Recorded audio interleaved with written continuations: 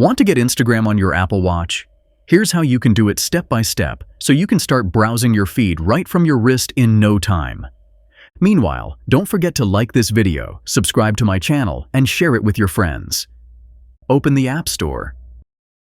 In the App Store, search for Lens. This is the app you'll need to get Instagram fully working on your watch. Tap to install the Lens app on your Apple Watch. Once Lens is installed, open it. It will prompt you to log into Instagram using the Lens iPhone app. So now, switch to your iPhone. Open the Lens iPhone app and enter your login details again. You might receive another verification code via email. Find it and enter it to complete verification. After this step, you'll be able to open Instagram via the Lens app on your Apple Watch and see your Instagram newsfeed right there on your wrist. That's it. You're all set. If this guide helped you, feel free to share it with your friends. Enjoy browsing Instagram on your Apple Watch.